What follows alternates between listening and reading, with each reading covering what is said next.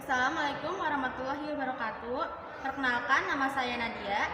Saya Levika Zahra. Saya Dia Yustiningsih. Di sini saya akan membahas tentang hubungan sejarah dengan ilmu sosial. Hubungan sejarah dengan ilmu-ilmu sosial lainnya. Yang pertama, ada hubungan sejarah dengan sosiologi.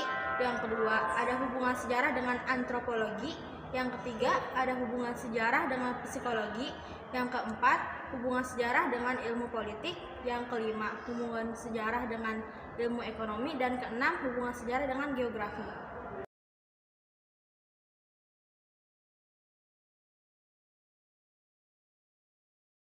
Jenis-jenis sejarah tersebut terbuka kesempatan luas munculnya sejarah-sejarah baru, antara lain sejarah politik gaya baru, sejarah sosial, sejarah sosiologi, sejarah sosiologi, sosiologi sejarah, dan sejarah agraris. Sejarah sosiologi menunjukkan pada sejarah yang disusun dengan pendekatan sosiologi yang dilakukan oleh seorang sejarawan, sedangkan sosiologi sejarah adalah studi sosiologi mengenai suatu kejadian atau gejala di masa lampau yang dilakukan oleh sosiologi. Hasil dari keduanya mungkin tidak banyak berbeda. Dalam perkembangannya sampai sekarang, rupanya lebih banyak karya sosiologi sejarah. Penggarapan sejarah oleh seorang sosiologi didasarkan atas bahan-bahan sejarah yang diperoleh oleh sejarawan. Sosiologi tidak dapat melakukan kritik sumber. Pendekatan sosiologi dapat saja dilakukan oleh sejarawan yang telah menguasai konsep dan teori tentang sosiologi. Para sejarawan masih ada kewajiban melakukan kritik sumber yang pengkajiannya menuntut hal itu. Yang kedua, ada hubungan sejarah dengan antropologi. Hubungan antara sejarah dan antropologi dilihat karena keduanya mempunyai persamaan yang menempatkan manusia pada subjek dan objek dalam kajiannya.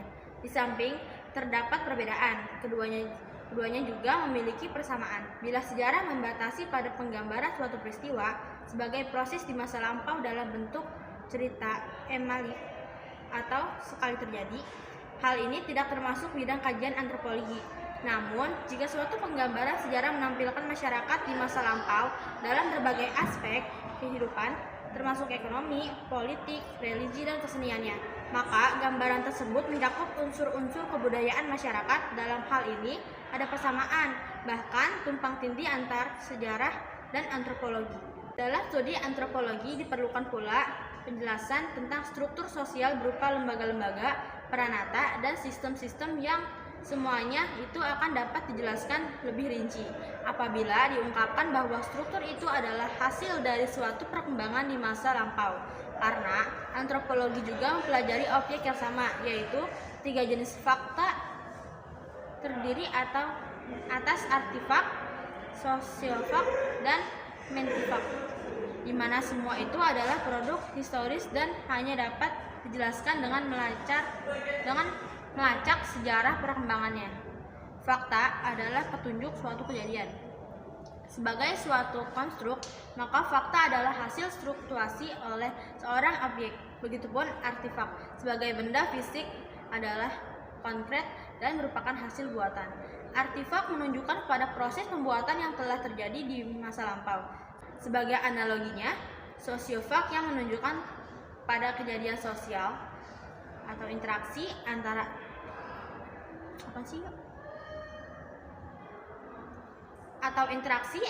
aktor dan proses aktivitas kolektif yang telah mengkristalisasi sebagai peranata, lembaga, organisasi, dan lain sebagainya.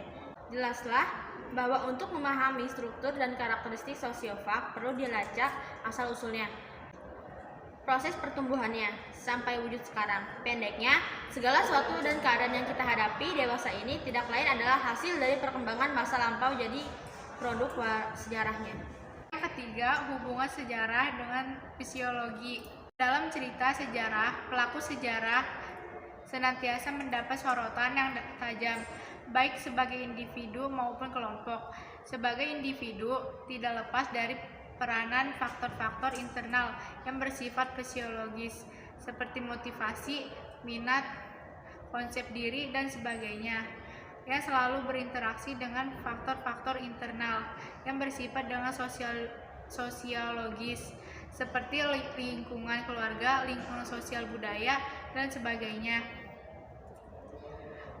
Begitu pula dengan pelaku yang bersifat kelompok menunjukkan sifat kolektif, yaitu gejala yang menjadi objek khusus fisiologi sosial. Dalam peristiwa sejarah, perilaku kolektif sangat mencolok. Antara lain sewaktu ada huru-hara, gerakan sosial, protes yang revolusioner, semuanya menuntut penjelasan berdasarkan fisiologi dan motivasi, sikap dan tindakan kolektif. Dalam hal tersebut, fisiologi berperan untuk mengungkapkan beberapa faktor tersembunyi sebagai bagian proses mental. 4. Hubungan sejarah dengan ilmu politik. Sejarah adalah identik dengan politik. Sejauh keduanya menunjukkan proses yang mencakup keterlibatan para pelaku dan interaksinya, serta perannya dalam usahanya memperoleh apa, siapa, kapan, dan bagaimana. Sampai sekarang pun sejarah politik masih menonjol walaupun tidak terlalu mendominan seperti masa lampau. Pengaruh politik dan ilmu-ilmu sosial sangat besar dalam penulisan sejarah politik atau disebut sejarah politik gaya baru. Apabila politik didefinisikan sebagai distribusi kekuasaan, maka sudah jelas faktor sosial, ekonomi, dan kultural dapat menjadi pengaruh. Barang siapa yang mempunyai status atau menduduki posisi tinggi, maka ia dapat mempunyai kesempatan untuk memperoleh kekuasaan. Dia lebih mudah mengambil peranan sebagai pemimpin.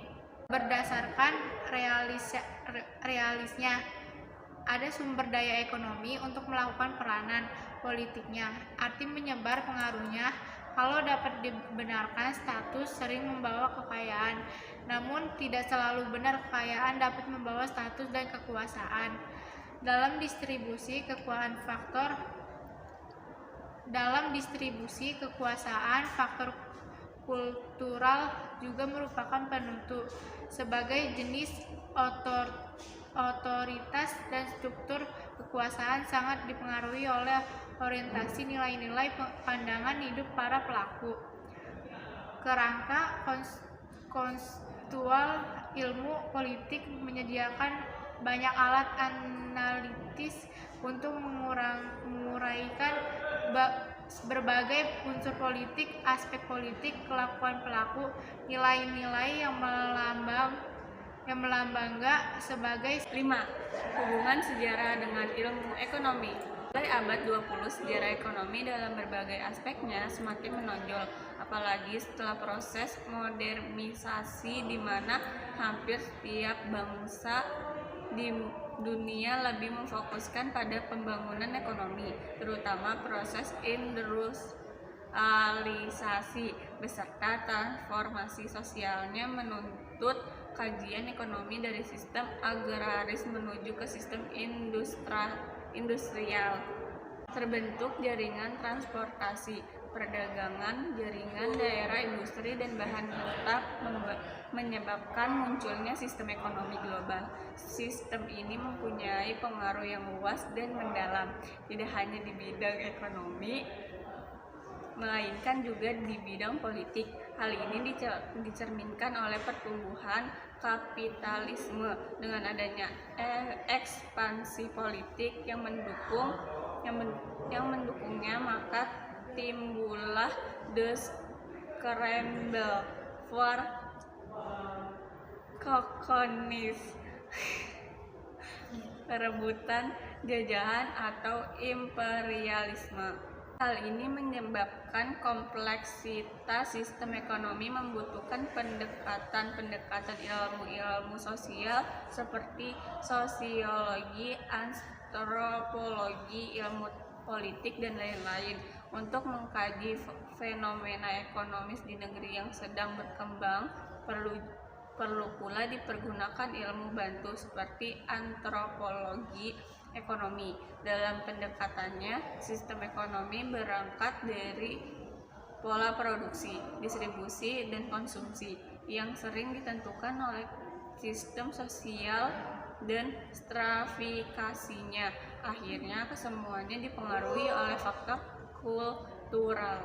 Dan perkembangan sejarah ekonomi mengalami pula diferensiasi dan subspesialisasi, antara lain yaitu ada sejarah kota, sejarah pertanian, sejarah bisnis, sejarah formasi kapital, dan sejarah perburuan.